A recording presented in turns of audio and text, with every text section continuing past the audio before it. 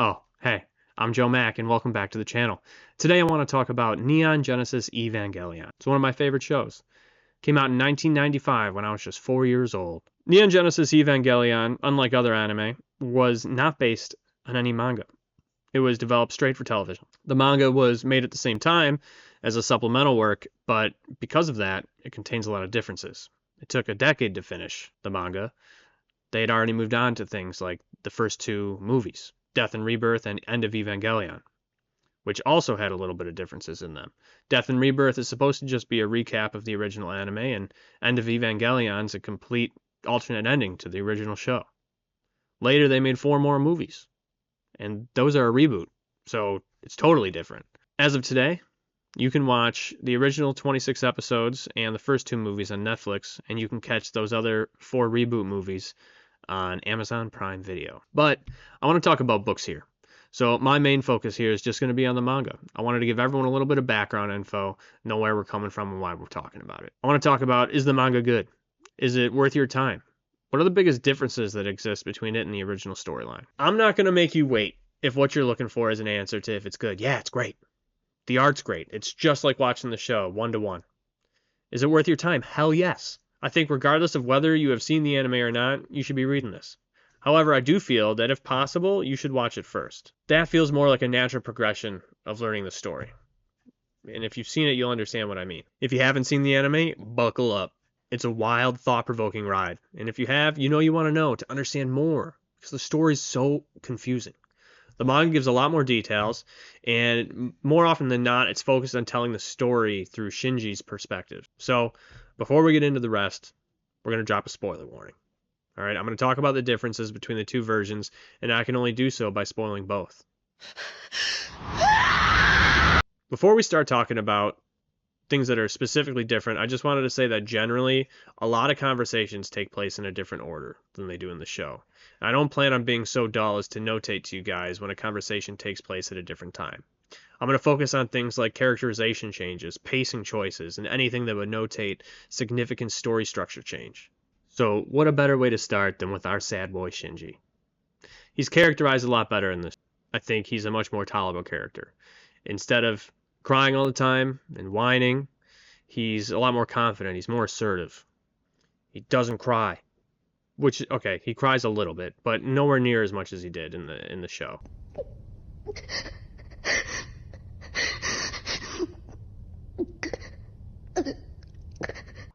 I think he's a much better character, and that's going to be a theme that's going to carry throughout a lot of this review, or whatever we want to call it, is I actually like the manga more than I like the show.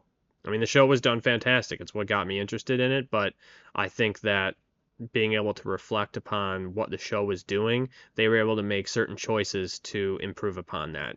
Almost right off the bat in the story, we get an example of Shinji being a better character. When he fights the first angel, instead of simply tripping and falling while piloting Unit 1, he gets a chance to charge at his enemy. Or against the second angel, when Suzuhara and Ida escape out of the bomb shelter, or whatever they call it, and they see his fight from on the side of the hill. In the anime, it's Misato who gives him the order to let his buddies into the entry plug, but in the manga, Shinji makes that decision on his own.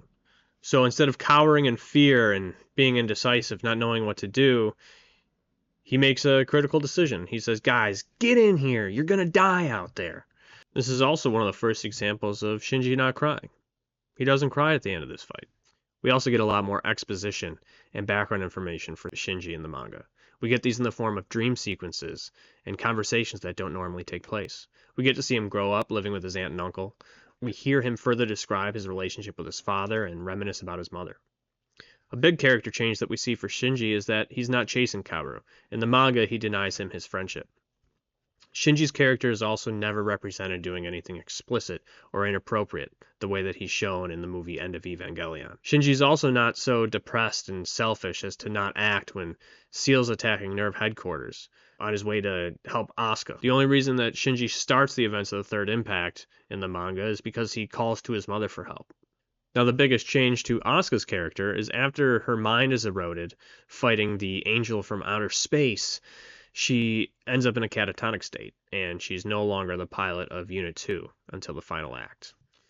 Suzuhara isn't a huge character, but my biggest gripe with the manga and how it represents his character is whatever the translation decision was for this guy's vernacular is, I'll call it interesting. And besides my gripes with the way that they have him speak is my guy does not survive after becoming the fourth child. And that has a lot more implications on the rest of the story and Shinji's relationship with his schoolmates. Kaworu is the subject of the most additional content and story structure changes that take place in the manga. In the anime, his entire story is introduced and concluded in one episode. Roughly 26 minutes. So about the length of your average anime episode. In the manga, he's introduced significantly sooner. So soon, in fact, this is before Shinji is even recovered from entering that quantum state in Eva Unit 1.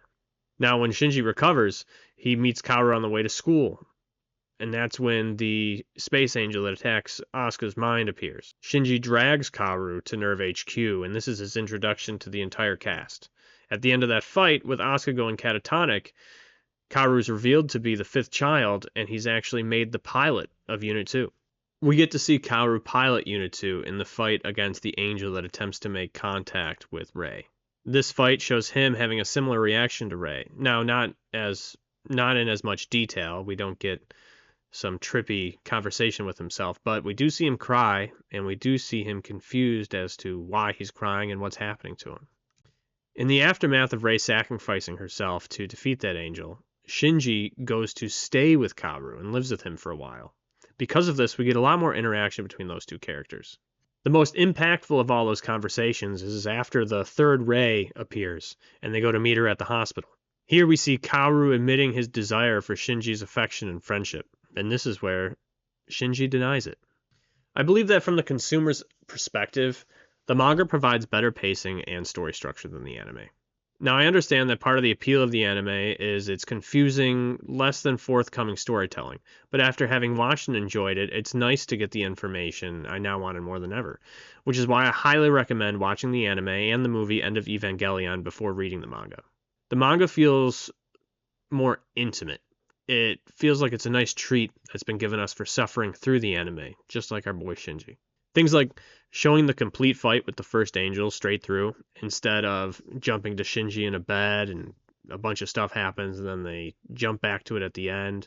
Another moment is that Shinji's actually present for the first time we're shown Adam when Misato stops Kaji from going into terminal dogma. And not only that, but the spear of Longinus isn't even in Adam's chest yet, which gives more context to why Fuyutsuki and Gendo are in Antarctica in the Dead Sea. We see them transporting the spear back on the ship. Exposition's handled a lot better, using conversations between the cast, giving us a lot more background information and revealing relevant information as different story beats come to a head. 4 angels have actually been cut from the manga. We don't get Sandalphon, Material, Iruyu. I can't pronounce these. Okay, there's 4 that are cut. It's the volcano guy. It's the black and white ball that does different dimensions. The spider one that drips acid from its eyes. One that tries to hack the Magi. This means that we only have 12 angels in the manga. And not only were the angels removed, but all the story beats that were surrounding those angels were taken out as well. I think that it helps greatly improve the pacing in the manga. Now, watching the show, I didn't feel like they were fluff. I didn't feel like they were filler. But it's definitely not missed when you're reading it. The manga does also not follow the original ending of the anime, the Human Instrumentality Project. Instead, it follows the aptly named End of Evangelion, and even then, it's unique and different in its own right. I think the manga had the benefit of being constructed in a way that it was able to flow into those story beats better. It didn't have an abrupt change or diversion from any of the previous events that took place. This means that following the events of killing Kaworu, we flow right into End of Evangelion, or the manga's version of it. The difference between the final act in the manga and the film End of Evangelion mirror the same differences as the manga to the original anime. I think the most interesting difference between the two is that instead of Misato going to Shinji's rescue while he cowers under the stairs, it's Gendo. And the emotional exposition we get from Gendo while explaining to Shinji why he did what he did is probably the best experience that we have with that character for the entire story. The most significant change in the manga comes at its end. It does come with its own unique ending, different to all the other versions of the story told. I won't spoil that for you guys, though. You can go read that for yourself. Well, that's it. So what do you guys think? Have you read the manga? Have you seen the anime or any of the movies that they've made? Get in those comments. Let me know what you think. Until next time. Love you. Bye.